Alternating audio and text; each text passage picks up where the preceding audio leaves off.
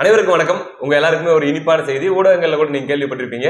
ஏற்கனவே கடந்த 3 ஆண்டுகளில் Dubai, Abu Dhabi, Singapore, Japan, Spain போன்ற நாடுகளுக்கு சென்று முதலீடுகளை ஈர்த்து விட்டு தமிழ்நாடு வெற்றிகரமாக திரும்பிய நம்முடைய ஐயா முத்துவேல் கருணாநிதி ஸ்டாலின் அவர்கள் இந்த முறை அமெரிக்காவிற்கு கிட்டத்தட்ட 17 நாட்கள் பயணமாக மிகப்பெரிய அளவுல, போன தடவைலாம் கொஞ்சம் சின்ன லெவல்ல இருந்தது, இந்த தடவை கிட்டத்தட்ட 10 லட்சம் கோடி வரைக்கும் டார்கெட் பண்ணி நாங்க போயிட்டு இருக்கிறோம் அப்படின்ற மாதிரி சொல்றாங்க.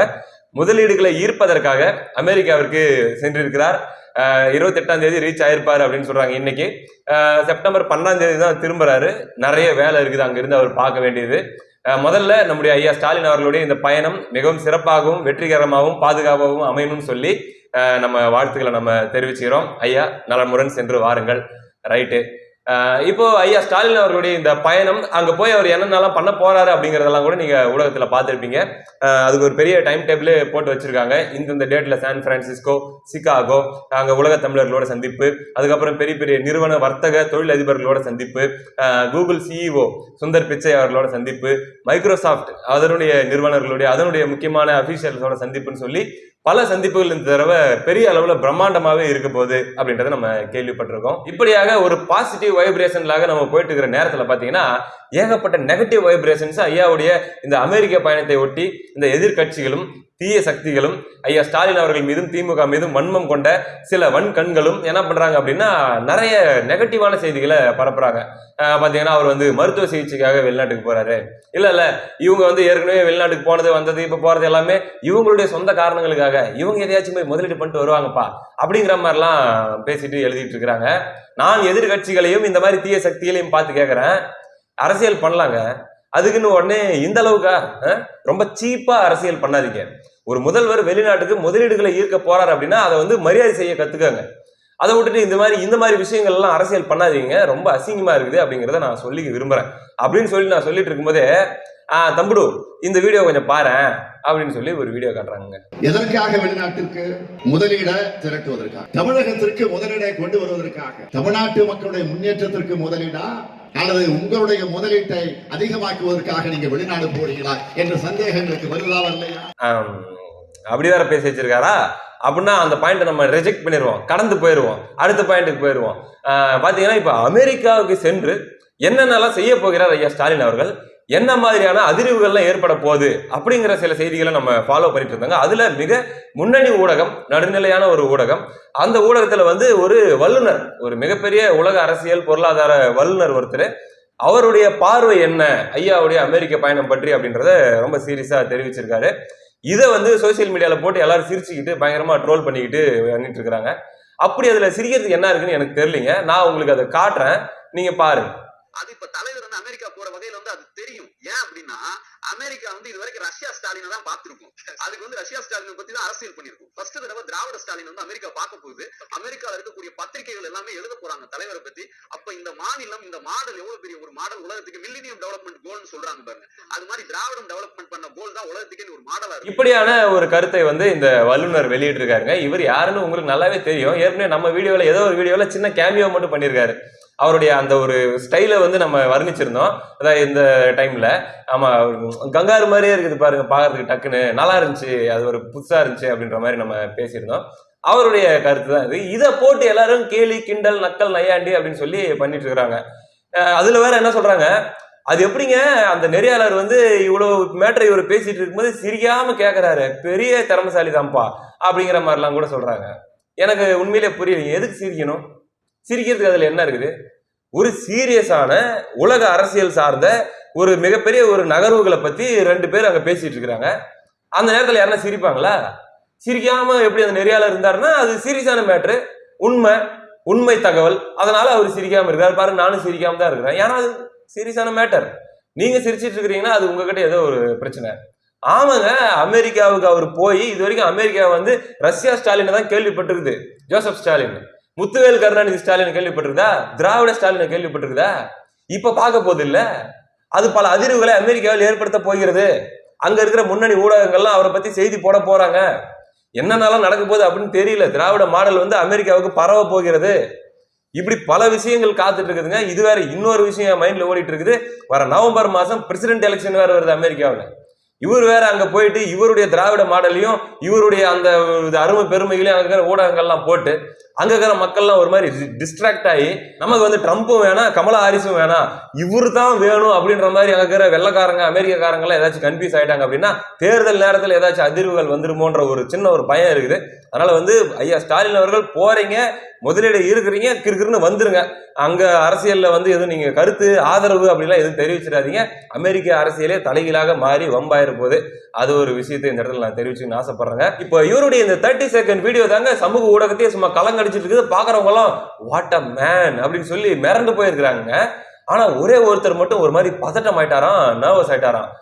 என்ன அப்படின்னா, நம்ம இந்த கவுண்டமணி காமெடியில வரும் இல்லைங்க, இளநீ கடை வச்சிருப்பாரு.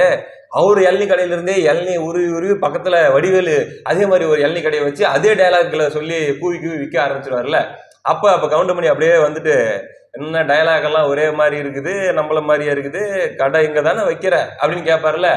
அந்த மாதிரி வந்து ஒரு பதட்டத்துக்கு உள்ளாயிருக்காரு எங்க செந்தில் ப்ரோ. அவருக்கு என்ன ஒரு மன வருத்தம் அப்படின்னா, ஏன் வரவும் போறவங்களாம் இந்த மாதிரி பேசிட்டு இருந்தீங்கன்னா அப்ப அண்டான்னு ஒரு தனித்த அங்கீகாரத்தோட அடையாளத்தோட உட்காந்துட்டு இருக்காரு. அவர் எனக்கு என்ன மரியாதை, ஏன் யூனிக்னஸ் என்னத்துக்கு ஆகுறது, எல்லாருமே அப்படியே பேசிடுறதா அப்படிங்கிற மாதிரியான மன வருத்தத்தில் இருக்கிறதாக கேள்விப்படுறாங்க. உண்மையா பையன் தெரியல. நான் ஒன்னே ஒண்ணுதான் சொல்றேன், போட்டி இருக்கலாம், தப்பு இல்லை, போட்டி போட்டுக்காங்க. சண்டை பொறாமை என்பது கூடாது. நீங்க 2 பேரும் வந்து இப்படி போட்டிகள் வரும்போது என்ன ஆகும்னா, உங்களுடைய பர்ஃபார்மன்ஸ் இன்க்ரீஸ் ஆகும். அப்ப இன்னும் உங்களுடைய பஞ்ச் வசனங்கள் இன்க்ரீஸ் ஆகும். அது திராவிட மாடலுக்கு நல்லது. அதனால வந்து போட்டி போட்டுட்டு செய்யுங்க, தப்பு இல்லை. அது ஒரு விஷயங்க. மற்றபடி ஜோசப் ஸ்டாலினை பார்த்த அமெரிக்கா முத்துவேல் கருணாநிதி ஸ்டாலின் அவர்களை பார்க்க போகிறது. ஒரு பெரிய ஒரு விஷயம் 17 நாள்ல நடக்க போகுது அப்படிங்கிறத நான் புரிஞ்சுக்கிறேன். அப்புறம் வந்து ஐயா ஸ்டாலின் அவர்கள்கிட்ட இன்னொரு கோரிக்கையை நான் வச்சுக்கிறேங்க. போறீங்க, முதலீடு இருக்கிறதுக்காக தான் ஏன் போறீங்க, சீரியஸா சொல்றேன் இந்த விஷயத்த. நான் முதலீடு இருக்க போறீங்களா, அங்க இருக்கிற முதலாளிகளை, பெரிய பெரிய இன்வெஸ்டர்ஸை, பெரிய பெரிய வெள்ளக்கார தொழிலதிபர்கள்லாம் பாக்குறீங்களா, பேசுங்க. என்ன நம்ம தமிழ்நாட்டுக்கு என்ன முதலீடுகள் தேவையோ அதை அப்படியே ஈர்த்துக்கிட்டு டக்குன்னு வந்துருங்க. அதை விட்டுட்டு உங்களுக்கு தெரிஞ்ச டிப்ஸுகள், திராவிட மாடலுடைய டிப்ஸுகள், ஐடியாக்கள்லாம் வந்து அவங்களுக்கு இந்த ரகசிய சூத்திரங்கள் எதுவும் அவங்களுக்கு சொல்லி கொடுத்துடாதீங்க. அப்புறம் நம்மளை ஓவர்டேக் பண்ண பார்ப்பாங்க. அப்புறம் தமிழ்நாடோட அமெரிக்கா டெவலப் ஆயிரும். அதனால அது மாதிரி எதுவும் பண்ணாதீங்க. ஏன் சொல்றேன் அப்படின்னா, திராவிட மாடல் கிட்ட இருந்து காப்பி அடிச்சுக்கிறாங்க, ஐடியாலாம் அடிச்சுக்கிறாங்க, ஆனா கிரெடிட் கொடுக்க மாட்டேங்கிறாங்க. அதுதான் நம்மளுக்கு கோவம் வர்றது. அதனாலதான் சொல்லாதீங்க, யாருக்கு சொல்லி கொடுக்காதீங்க அப்படிங்கிறது. ஏற்கனவே கனடால இந்த ஜஸ்டின் ட்ரூடோ என்ன பண்ணாரு, நம்ம மதிய உணவு திட்டத்தை, காலை உணவு திட்டத்தை வந்து காப்பி அடிச்சு அவங்க பள்ளிகளில் இம்ப்ளிமெண்ட் பண்ணிட்டு ஒரு வார்த்தை கூட ஐயா ஸ்டாலின் பேரை சொல்லி இவர்கிட்ட தாங்க நான் இந்த சூத்திரத்தை கத்துக்கிட்டேன் அப்படின்ட்டு கிரெடிட் கொடுக்காம ஏமாத்தி விட்டாங்கய்யா. இந்த மாதிரி ஏமாத்தி விடுவாங்க. அதனாலதான் சொல்றேன், டிப்ஸ் எதுவும் கொடுக்காதீங்க அப்படின்ட்டு. அப்புறம் நம்மால பாக்குறதா கேள்விப்பட்டேன், சுந்தர் பிச்சை நம்ம ஊருக்காரரு, அவருக்கு வேணா ஏதோ 2-3 டிப்ஸ் கொடுத்துக்காங்க. கூகுளை எப்படி டெவலப் பண்றது, இன்னும் எப்படி பெரிய லெவல்ல கொண்டு போய் நல்ல ஒரு லாபமா ஒரு வியாபாரம் எப்படி அதை கொண்டு போறது அப்படிங்கிறதெல்லாம் அவருக்கு மட்டும் வேணா நீங்க சொல்லி கொடுங்க. நல்லா பண்ணட்டும், பேர் வாங்கட்டும் நம்ம புள்ள. அப்புறம் பாத்தீங்கன்னா இன்னொரு விஷயங்கய்யா, இது வந்து ஒரு யூடியூபர் சார்பிலிருந்து இருந்து ஒரு கோரிக்கை. இது கூகுள் யூடியூப் எல்லாம் ஒன்னோட ஒன்று லிங்க்டு தான், அவங்க எல்லாம் ஒரே கும்பல் தான். அப்படி பார்த்து பேசும்போது எங்க சார்பில் ஒரு விஷயத்த சொல்லிருங்க. உங்களுக்கு தெரியும், திராவிட மாடல் சார்ந்த திராவிட யூடியூபர்ஸ் நிறைய பேர் இருக்கிறாங்க, அவங்களுக்கும் கூட பயன்படும். ஒண்ணு இல்லைங்க, 2019 ஒரு 10,000 வியூஸுக்கு என்ன வருமானம், என்ன டாலர் வந்துச்சு, அதே தாங்கய்யா 2024 வந்துட்டு இருக்குது. இந்த 5 வருஷத்துல விலைவாசி எவ்வளவு ஏறி இருக்குது, என்னென்ன விஷயங்கள் மாறி இருக்குது. ஆனா இன்னுமே வந்து யூடியூப் ரெவன்யூ வந்து 5 வருஷமா ஒரே அளவுல மெயின்டைன் பண்ணிட்டு இருக்கிறீங்க. இந்த சிபிஎம் ஆர்பிஎம் எல்லாம் அப்படியே இருக்குது, என்ன வியாபாரம் பண்றீங்க அப்படின்னு சொல்லி ஒரு வார்த்தை வந்து நீங்க கேட்டு விட்டு வாங்கய்யா. நீங்க ஸ்ட்ரிக்டா சொன்னா தான் அவங்க கேட்பாங்க. அது ஒரு விஷயம். முடிஞ்சா உங்களுக்கு டைம் இருந்தா உங்களுடைய அந்த யூடியூபர்கள் எங்க செந்தில் ப்ரோ இவங்களெல்லாம் மனசுல வச்சு அது ஒரு விஷயத்த பண்ணி விட்டுருங்க ஐயா. அப்புறம் இன்னொரு விஷயத்த பாருங்க, அது சொல்ல மறந்துட்டேன். ஐயா ஸ்டாலின் அவர்கள் அமெரிக்கா போறதுக்கு முன்னாடி கொடுத்த அந்த பிரஸ் மீட்டுங்க, அந்த பிரஸ் மீட்ல அதை வச்சு ஏகப்பட்ட கேலிகள், கிண்டல்கள், விமர்சனங்கள். என்ன அப்படின்னா, பயங்கரமான ஒரு செட்டப் பிரஸ் மீட். அது கேள்வியெல்லாம் ஏற்கனவே கொடுத்துட்டாங்க. அவங்களுடைய வேண்டப்பட்ட ஆட்கள் ஒரு 10 பேரை அந்த பிரஸ் மீட்ல கேள்வி கேட்க வச்சுட்டு ஏற்கனவே அவர்கிட்ட கேள்வியும் பதிலும் அவர்கிட்ட இருந்திருக்குது. அதை பார்த்து அவர் வந்து பதில படிச்சுட்டு போயிட்டாரு அப்படின்னு சொல்லி உதாரணத்துக்கு ஒரு வீடியோ காட்டுறாங்க. என்ன, நீங்க அமெரிக்கா போயிட்டு வந்த பிறகு அமைச்சரவையில மாற்றம் இருக்குமான்னு ஒரு கேள்வி. இந்த கேள்விக்கு வந்து கிட்டத்தட்ட ஒரு 15 நொடிகள் வந்து ஐயா ஸ்டாலின் அவர்கள் அப்படியே குனிஞ்சு அப்படியே கொஞ்ச நேரம் யோசிச்சுட்டு இருந்துட்டு அதுக்கப்புறமா வந்து அவரு வெயிட் அண்ட் சி, மாற்றம் ஒன்றுதான் மாறாதது அப்படின்ற மாதிரி அவரு சொல்லியிருந்தாரு. இப்ப இதை வச்சு இது ஒரு சாதாரண கேள்வி, இதுக்கு கூட வந்து பேப்பருடைய துணை தேவைப்படுதா, சீட்டுடைய துணை தேவைப்படுதா, கீழே பார்த்துதான் அவர் பதில் சொல்லணுமா அப்படிங்கிற மாதிரியான விமர்சனங்கள்லாம் வைக்கிறாங்க. இங்க அமெரிக்கா சென்று வந்த பிறகு இந்த அமைச்சரவையில் ஏதாவது மாற்றம் இருக்குமா சார்? எனக்கு அப்படி தோணலைங்க.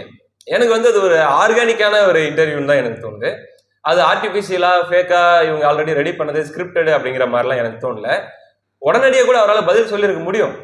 என்ன அப்படின்னா ஒரு அமைதி, இப்போ இந்த மாதிரி பெரிய பெரிய தலைவர்கள்லாம் ஒரு ஸ்பேஸ் விடுறாங்க, ஒரு பாஸ் விடுறாங்க அப்படின்னா அந்த அமைதிக்கு பின்னாடி 1000 அர்த்தம் இருக்கும். அது வந்து ஒரு குறிப்பிட்ட ஞான கண்ணோட பார்த்தாதான் அது புரியும். அது இப்ப உடன்பிறப்புகளுக்கு அது புரியும், செந்தில்வேல் போன்ற வல்லுநர்களுக்கு அது புரியும். அந்த அமைதிக்கு பிறகு வந்த பதில் மட்டும்தான் உங்களை மாதிரி என்ன மாதிரி சாதாரண மக்களுக்கு புரியும். ஒண்ணும் இல்ல, இப்ப துரைமுருகன் ஐயா கிட்ட ஒரு கேள்வி கேட்டாங்க, அவர் டக்குன்னு மேல பார்த்தாரு நேத்து அந்த ரஜினி சம்பந்தமா கேள்வி கேட்கும்போது. இப்ப மேல எதனா எழுதி வச்சிருக்காரு, அதெல்லாம் ஒண்ணும் இல்ல. அது ஆன்சர் சொல்லும் போது கொஞ்ச நேரம் அப்படி மேல பாக்குற ஒரு சைலன்ஸ் விட்டாருல, அந்த மாதிரி இவருக்கு வந்து இப்படி கீழே பாக்குற ஒரு ஒருத்தருடைய ஒரு ஹேபிட் அப்படின்ற மாதிரி கூட நம்ம பாசிட்டிவா எடுத்துக்கலாங்க. அமெரிக்கா லெவல்ல போய் அதிரோட போற ஒரு தலைவரை போயிட்டு இந்த லெவல்ல நீங்க பேசிட்டு இருக்கிறதுங்கிறது எந்த வகையிலும் லாஜிக்கலா இல்லை, நம்பும்படியாக இல்லை இந்த விமர்சனங்கள்லாம். அவ்வளவுதான் நம்முடைய கருத்து. இந்த பிரஸ் மீட் வந்து ஸ்கிரிப்டடா இருக்கும் அப்படின்ட்டு நான் நம்பல. ஏங்க அமெரிக்காவுக்கு போயிட்டு வெள்ளக்காரங்க மத்தியில பிரஸ் மீட் கொடுக்க போறாரு, இதே நாங்க நம்ம ஊர்ல இருக்கிற ஆளுங்கிட்ட போயிட்டு ஸ்கிரிப்டடா கொடுத்துட்டு இருப்பாங்களா? லீவ் இட், பாத்துக்கலாம். மற்றபடி ஐயாவுடைய பயணங்கள் சிறப்பாக நடக்க, ஐயா போனது சொன்ன பாயிண்ட் எல்லாம் ஞாபகம் வச்சுக்கோங்க, போயிட்டு அப்படி நறுக்குன்னு அதை ஈர்த்துட்டு வந்துருங்க. வேற எதுவும் எக்ஸ்ட்ரா ஐடியா எதுவும் கொடுத்துடாதீங்க. அடுத்த காணொலியில் சந்திப்போம். நன்றி.